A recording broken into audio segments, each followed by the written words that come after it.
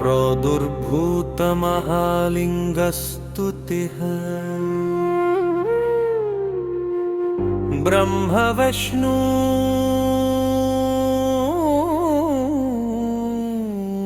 चतुः नमोऽस्तु शिवलिङ्गाय शुद्धलिङ्गाय ते नमः नमोऽस्तु बुद्धिलिङ्गाय ज्ञानलिङ्गाय ते नमः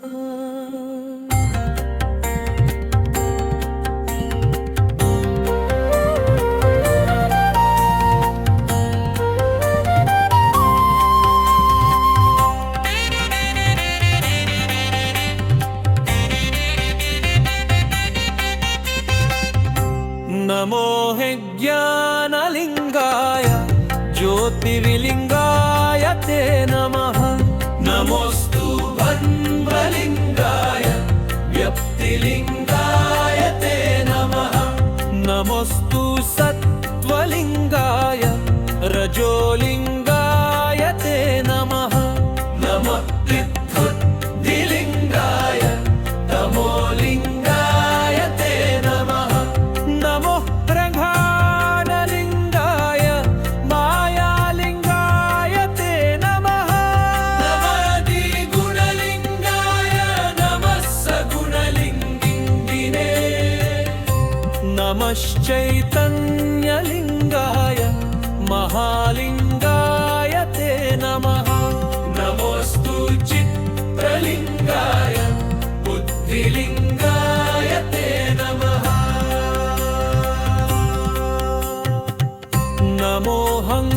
नमोऽहङ्कारलिङ्गाय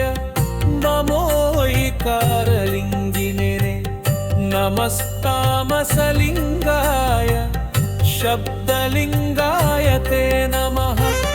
नमोऽस्तु आकाशलिङ्गाय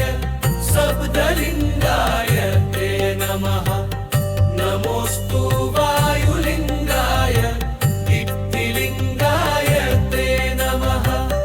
नमस्ते स्वग्निलिङ्गाय रसलिङ्गाय ते नमः नमोऽस्तु जललिङ्गाय गन्धलिङ्गाय ते नमः नमोऽस्तु प्रौमिलिङ्गाय गायलिङ्गाय ते नमः नमोऽस्तु वायुलिङ्गाय दिक्दिलिङ्गाय ते नमः नमोऽस्तु पामिलिङ्गाय घ्राणलिङ्गाय ते नमः नमोऽस्तु जिह्वालिङ्गाय चक्षुलिङ्गाय ते नमः वाक्लिङ्गाय नमस्तेऽस्तु श्रोत्रलिङ्गाय ते नमः नमोऽस्तु उपस्थलिङ्गाय नक्तलिङ्गाय ते नमः नमोऽस्तु कायुलिङ्गाय सर्गलिङ्गाय ते नमः नमोऽस्तु पादलिङ्गाय गतिलिङ्गाय ते नमः नमोऽस्तु पाणिलिङ्गाय गतिलिङ्गाय ते नमः नमोऽस्तु भद्रिलिङ्गाय वचोलिङ्गाय ते नमः नमोऽस्तु शक्तिलिङ्गाय तत्त्वलिङ्गाय ते नमः नमोऽस्तु वनलिङ्गाय ब्रह्मलिङ्गाय ते नमः नमोऽस्तु विष्णुलिङ्गाय रुद्रलिङ्गाय ते नमः नमस्त्रिशक्तिलिङ्गाय ज्योतिर्लिङ्गाय ते नमः नमस्त्र्यक्षरलिङ्गाय त्रयीलिङ्गाय ते नमः नमोऽस्तु हेमलिङ्गाय रत्नलिङ्गाय ते नमः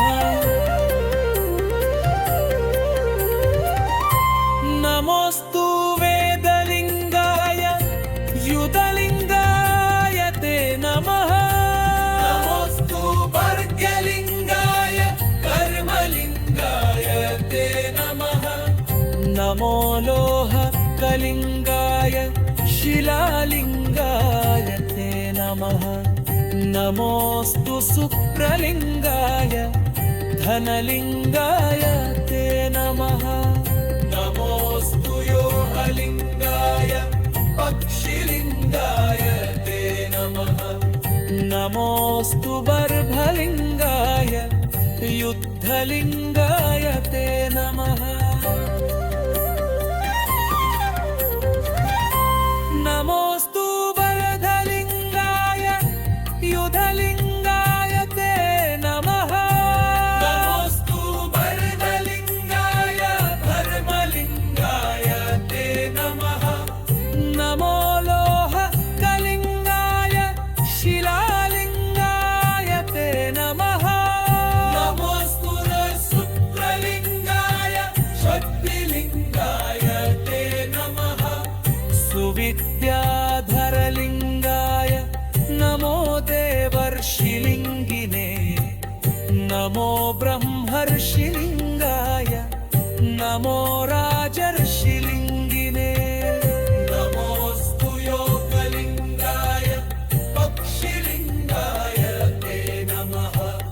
नमोऽस्तु जल्भलिङ्गाय ह्रानलिङ्गाय ते नमः नमोऽस्तु पूजालिङ्गाय शब्दलिङ्गाय ते नमः नमोऽलिङ्गाय व्योमलिङ्गाय ते नमः नमोऽस्तु बन्धलिङ्गाय तप्त्रलिङ्गाय ते नमः नमोऽस्तु वीक्षलिङ्गाय वक्षिलालिङ्गिना नमः नमोऽस्तु क्रूरलिङ्गाय सुर्वलिङ्गाय ते नमः नमोऽस्त्रभर्तृलिङ्गाय नमो नक्षत्रलिङ्गिने नमोऽस्तु पुत्रलिङ्गाय